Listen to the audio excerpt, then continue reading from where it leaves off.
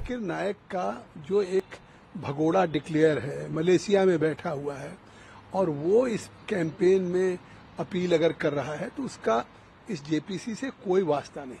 और जेपीसी का गठन किया है जिसमें 21 मेंबर ऑफ पार्लियामेंट लोकसभा के हैं, 10 राज्यसभा के हैं और वो हम सब लोग उस पर बैठ के एक लगातार मीटिंग चल रही, कंप्रहेंसिव डिस्कशन कर रहे हैं। वक्त जिस पर्पज से होता है, आम मुसलमान को, पसमानदा को या गरीब लोगों को या बच्चों को, महिलाओं को, उनके हक में उनको फायदा पहुंच सके। इस पार्लियामेंट्री डेमोक्रेसी में ये कहा जा रहा है कि इस बिल को ही रिजेक्ट कर दीजिए और ये बिल मतलब इस्लाम के और चीज़ों के खिलाफ है। तो आखिर ये बिल तो वक्त का पहले से है। ऐसे बहुत से ईमेल आए हैं कि साहब हमारी प्रॉपर्टी है, उस पर वक्त ने अपना स्वामित्व जता दिया है। ऐसे बहुत से केसेज आ रहे हैं, लोग आज भी मिल रहे हैं लगातार कि हमारे साथ ये एग्रीव्ड है कि जाकिर नायक का जो एक भगोड़ा डिक्लेयर है, मलेशिया में बैठा हुआ है और वो इस कैंपेन में अपील अगर कर रहा है तो उसका इस जेपीसी से कोई वास्ता नहीं। और जेपीसी का किसी कैंपेन से भी कोई वास्ता नहीं है और न जेपीसी ने कोई क्यूआर कोड जारी किया। जेपीसी ने एक पब्लिक कम्युनिकेट किया था कि जो हमारे वक्फ अमेंडमेंट बिल जो 2024 है उसके जो अमेंडमेंट्स हैं, उस अमेंडमेंट्स के सिलसिले में अगर कोई सजेशन देना चाहे, कोई अपने व्यूज देना चाहे या कोई मतलब तो वो मेल के थ्रू या आप चाहे पर्सनली खुद हमारी कमेटी को दे सकते हैं। और जो उस बिल के संबंध में हमारे हैं हम उसी पे विचार करेंगे।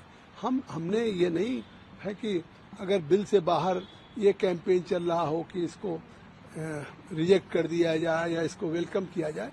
ये जेपीसी इस पे नहीं, जेपीसी को पार्लियामेंट के स्पीकर ने इस अमेंडमेंट बिल पे एक जेपीसी का गठन किया है जिसमें 21 मेंबर ऑफ पार्लियामेंट लोकसभा के हैं, 10 राज्यसभा के हैं और वो हम सब लोग उस पर बैठ के एक लगातार मीटिंग चल रही, कंप्रहेंसिव डिस्कशन कर रहे हैं और एक अच्छा हम रिपोर्ट तैयार करें जिसके आधार पे एक बिल हो जो अपने आप में एक ट्रांसपेरेंट हो और वक्त जिस पर्पज से होता है, आम मुसलमान को, पसमानदा को या गरीब लोगों को या बच्चों को, महिलाओं को, उनके हक में उनको फायदा पहुंच सके, चाहे एजुकेशन का हो, चाहे हेल्थ का हो, इस तरीके से चीजें हैं।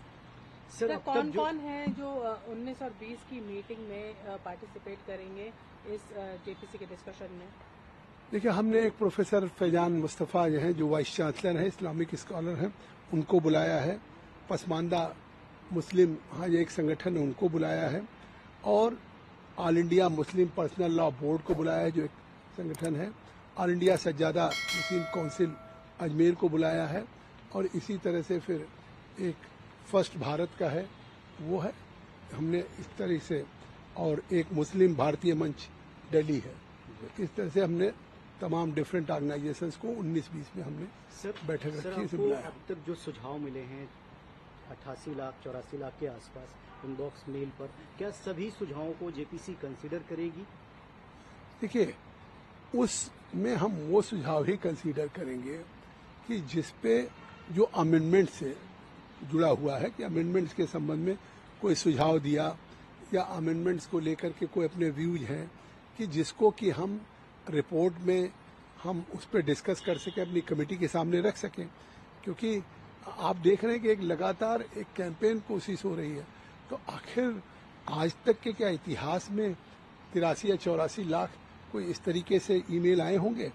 तो ईमेल हम जेपीसी में इसलिए हमने किया कि लोगों को पब्लिक कम्युनिटी को कि जिसका स्टेक होल्डर्स हो, जो इससे जुड़े हुए लोग हैं और इस संबंध में अपने कंटेंट्स के साथ और एक लीगल टर्मिनोलॉजी।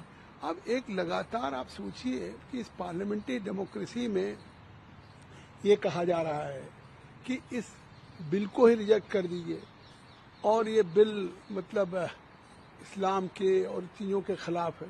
तो आखिर ये बिल तो वक्त का पहले से है। इसके पहले 1913 में से बना और आज लगातार चाहे 95 में हो या 2013 में हो, कई बार अमेंडमेंट हो चुका है।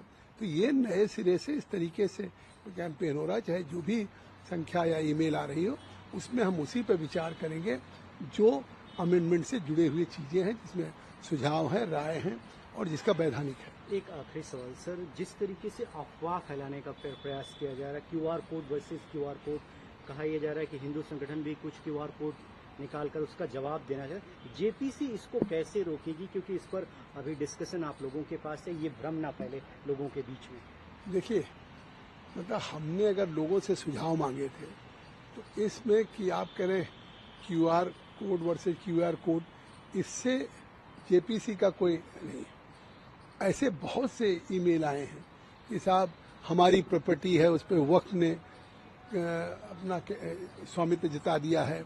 ऐसे बहुत से केसेज आ रहे हैं, लोग आज भी मिल रहे हैं लगातार कि हमारे साथ ये एग्रीव्ड हैं।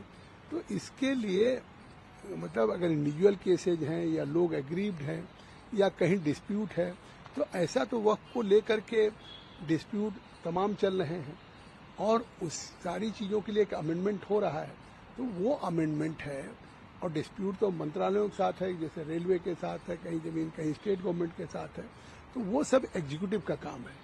हम जो इस बिल में 44 अमेंडमेंट्स हुए हैं, उस पे हम अपने सभी जो हमारी इस कमेटी के सदस्य हैं उनके साथ लगातार बैठक कर रहे हैं। 19-20 को हम बैठक करेंगे। उसके बाद 26 तारीख से 1 तारीख तक देश के कुछ राज्यों में भी हमारी कमेटी जाएगी।